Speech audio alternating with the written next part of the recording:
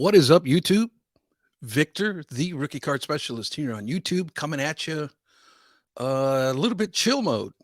Uh, I like doing these to take a break from the presentation type mode videos that I typically do. I like to come in and break the monotony of things and just show you guys or tell you guys kind of what I've just been up to. More of a personal video, just kind of like Victor, what's been up type of video. I was going to call them chill mode. I think I'm going to change the name of these videos to uh, take it easy mode. And the reason for that is typically where I work, when somebody gets a little agitated and they start getting a little loud and frustrated, we typically go, hey, take it easy. So it's just a running joke at work. I think I'm going to carry it over here to my YouTube channel. So I think I'm going to officially call these videos take it easy videos. With that said, just want to come with you and got my notes, just 6 or 7 things that I want to talk to you guys about that I've just some things I've got on my mind and on my heart that I want to share, maybe get off my chest or just share with you guys kind of what I've been up to. I have been unfortunately really busy lately with spring and getting the house ready and getting yard work. And I have my youngest daughter. She's going to be starting college in August, and we are currently shopping for a car. Now, of course, the wife is going to get the new car, right? And the rest of us are going to like rotate vehicles, and my daughter is going to end up driving my car. The unfortunate part in all of that is that right now is not a really good time to be buying a car. It is just the shortages, the shenanigans are just ridiculous with markups and forced add-ons, and of course, the fierce negotiator that I am just will not accept these types of shenanigans. And I am still, we've been now 3 weeks shopping for a vehicle, and the dealerships that we find being fair, they have no stock. And the dealerships that do have stock want ridiculous markups and add-ons. And I'm just, I'm kind of stuck in limbo at the moment. So, still shopping. At least we have time. We still have a couple of months before we actually have to have an additional vehicle, and so that's going to be eating up some of my time. That's how come I've been releasing some of these videos, and I'm thankful for the concept of being able to release videos. I've been doing little excerpt videos that I'm able to clip off another video that I made a while back, and I'm able to kind of repackage it by just taking out the meat out of that one and posting a new video. And so that's been very helpful in allowing me to be consistent on my YouTube channel, but at the same time giving me that free time that I need to get responsibilities done. You know how it is. The National, who is pumped up for the National? I think we're like 89 or 88 days to go. I'm excited, and I tell you, if you haven't been, I highly recommend you go. You're going to love it. There's not going to be any regrets of you going. However, you will regret if you plan on going and you haven't made arrangements yet. I made my all of my arrangements last month, and from what I'm hearing, the hotel room costs are getting, they're starting to spike for that week. So the sooner the better. I was able to secure my flight, my car rental, and a hotel, and I got all of that reserved and paid for last month. So I'm excited for the opportunity to go. But here's the thing: uh, as far as Atlantic City, I've never been there, so that's going to be a whole new experience.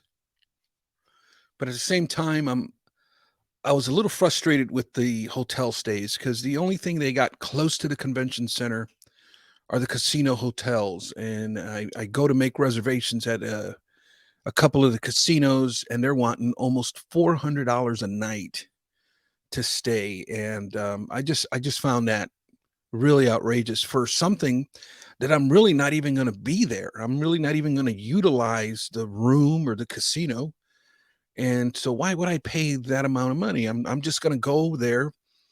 I need a bed to lay down, I'm gonna be there just to sleep. So I don't understand. I couldn't wrap my head around the concept of paying that amount of money per night. I ended up finding a hotel. I forget the name of it now, but it's about 20 minutes away from the convention center. And so that's the route I took. And that's just how I did it. Everybody's different and their budgets are different and their plans and everything else is different. But I got the hotel 20 minutes away. I thought that was good enough. And flight, I just couldn't wrap my head around. And I'm sure it's a logistical thing or a contractual thing, but there is an airport in Atlantic City, but there isn't any planes that land there from Chicago. I have to go and land in Philadelphia and drive down to Atlantic City, which just that's a pretty bad setup in my opinion, but it is what it is. Anyways, I'm excited on going. Let me encourage you to go. And if you haven't made arrangements yet, do them as soon as you can. Hope to see you there. And what else did I want to talk to you guys about? I'm really excited about Cubs rookie, uh, Say no, how do you say it? Seiya Suzuki, Cubs rookie who come in from Japan. Um, they really have a good scouting report on this kid. He's really has shown some talent here in the first week or two, and really excited to watch him play as I'm set up to go to a couple of games here this year, and really excited to see him play. I hope he continues his success. I do plan on picking up uh, his rookie cards this year. He's one of the guys I'm going to be focusing on, just as a Cubs fan and just as a fan of this young man who seems an extremely well talented man. To compare him a lot to the likes of Mike Trout, to be honest with you. And I know comparisons are you can. It's not a big deal. I don't get into comparisons too much, but that's the hearsay. Now, what I'm seeing with my eyeballs is, in fact, this kid has that type of ability, and so that's going to be interesting. Product releases was another thing that was concerning to me since I'm wanting to pick up Shehei or Suzuki. Sia. I don't. Over here they pronounce it Sia, like see you later, Sia. I don't know if that's the proper pronunciation or not, but product releases. It seems like, man, it seems like I don't know. It's things are very unstable right now with product releases. It seems like production runs are skyrocketing on everything, and the prices of product is skyrocketing as well. And the two just don't equate when it comes to just hobby logic. And it's going to be very interesting how the market fluctuates and pivots and changes within the next year or two. I think we're starting to see telltale signs. I know Fanatics they deliver as far as gear and hats and that sort of thing. They deliver. They have the product, but they're not cheap. You're going to pay top dollar for Fanatics product, and I'm thinking that's the direction that sports cards are headed. I mean, I hope I'm wrong on that, but that seems to be the case. Um, Another thing I wanted to talk to you guys was Beckett website. I know there's there's been some pretty harsh criticisms on their website, much deserved criticism. I hope they're listening and take it as constructive criticism. I know that even Dr. James Beckett has had a IT guy on his podcast here recently, really giving some constructive criticism on the website, and it's an issue. And from what I hear over at the Men Collective, I guess Beckett announced that they were going to be doing a major overhaul on their website, and I hope they do that sooner than later. With that said, I think we as collectors, I think we don't give Beckett's website the benefit of the doubt. I know, everyone has their opinion and you're entitled to that, but I know I have mine as well. And I think Beckett's database in and of itself is very valuable. That's about all I get out of it. But the database is extensive. Unlike anything, there's nothing else out there that quite delivers the type of information that you need. And I know, at least for the work that I do, with for the content that I create, whether it be on my website or whether it be on my YouTube channel and making videos, the database is very important to what I do, and I just think that it's a little underrated, and we don't value the work that's gone into building this database over the last couple of decades. And I hope they make those changes sooner rather than later, because the Beckett database is a good resource. You know who else is that I really enjoy a lot of times is Baseball Cardpedia. And now they only do baseball. They don't do any other sport, at least not to my knowledge. But that website as well is also a very good website, and um, I enjoy some of the things that they offer, and they offer a lot of different things, a lot of um, valuable resources. You don't have to know everything, but you have to know where to look. And Baseball Carpedia is one of those websites that is a good resource. Um, what else? Mail days. I wanted to show you guys a random act of kindness. Hold on.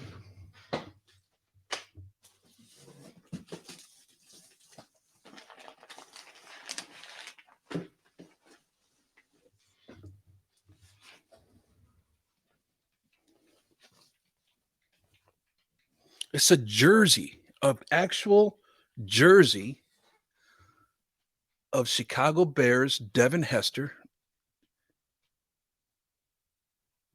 Love it. Autographed by my man Mike Canadian Cards. Uh, he was rummaging through some of his bins, and he knows he picked up on one of my videos that I am a Bears fan. And when he came across this, he says, this doesn't mean much to me, but I know it'll mean a lot to Victor. And he ended up mailing me this. And thank you so much, Mike. I really appreciate it. And as soon as I get my card room down here in the basement finished, I will plan on hanging that up. And so, card show pickups. I went to one card show a few weeks ago. It was a Sunday, and it was here locally. A small show, maybe 40 tables, 40, 50 tables. But it was advertised for between 10 and 3, or maybe it was 9 and 3. I don't remember. But I went over there around 1:30 in the afternoon on Sunday, and it's like everybody was like packing up already. And I was like, man, what the heck? But I get it. I mean, I've been on the other side, and so I get it. And so I went over there and shopped around a little bit for the dealers that were open. I only got 2 cards, and that's all I really had time for. And I ended up picking up this Adrian Beltre. The price was right and the condition was even better. So I picked this up as well. Love this.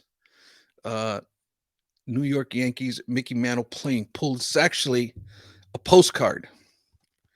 But when I saw this, it struck me. I just loved it. I don't know if you guys knew, but I was back in my early 20s. I was a big time pool player. I actually spent most of my teenage years and my early 20s in the inside of pool halls and bar leagues and the sort. I actually even worked at a pool hall for a couple of years. I mean, that's how much I was into it. And when I saw Mickey, my man Mickey, with a pool cue in his hand, I was like, man, I have got to have that. But apparently, Mantle actually owned a billiard club in Wisconsin. He actually owned a pool hall, and this postcard was taken, and I had to jump all over that one. Well, with that said, one last thing that I want to talk to you guys about is something that I'm going to be really transitioning. I have been having so much fun going through cards. Now, here's what I'm doing. I have so many cards that I have purchased in the last, you know, 8 years. When I came back to the hobby, I was buying collections right around 2015, 2016, and I have piles and piles of boxes inside of moving boxes, and that's when I moved. I brought all of the and I just got them. I haven't even unpacked them. They've been in those moving boxes for the last 3 years now. And then across from that, I have another pile of boxes. Um, those are collections.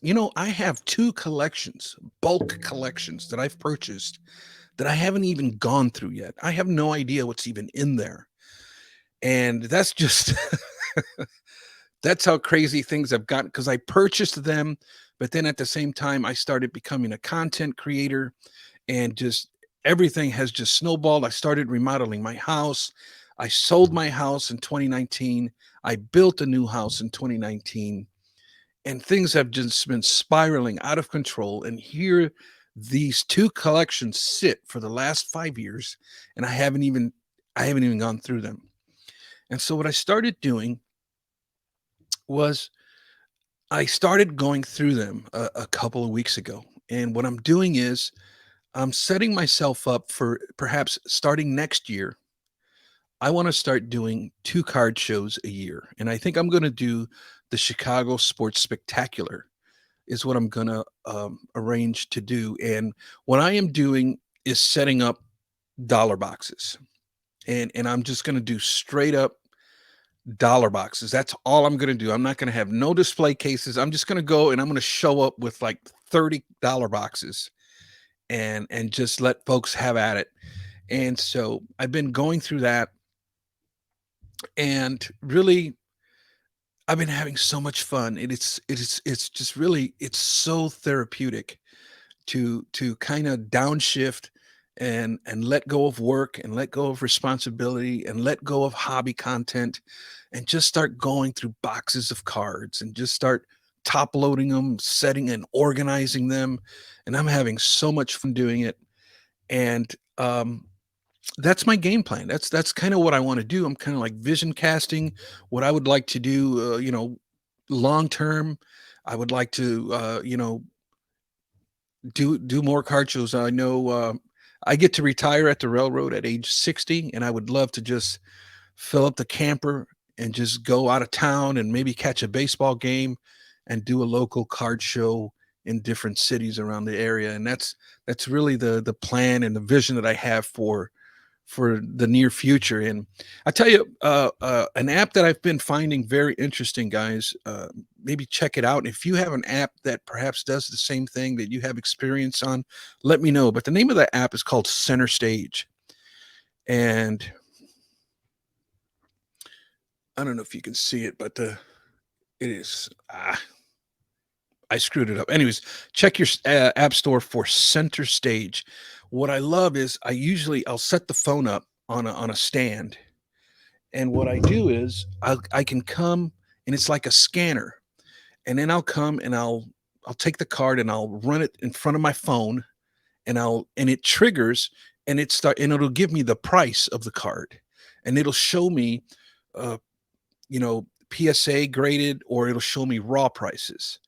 And so when you're sorting through boxes, and what I'm trying to do is I'm trying to add value to the dollar boxes. So I'm kind of going you know, anything like $5 to $7. I'm just throwing in dollar boxes, and so I go through the box and run it through the scanner, and it immediately gives me a price. It's a little touchy. All of the cards are not always there, but most of them are, and so I've been finding it very, very helpful to just.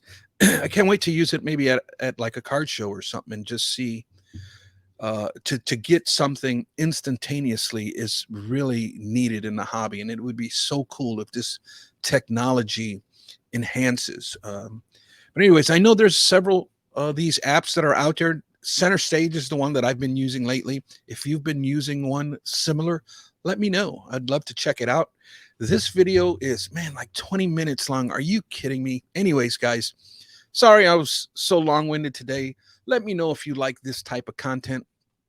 Um, Other than that, I appreciate you checking it out, and I will catch you on the next one.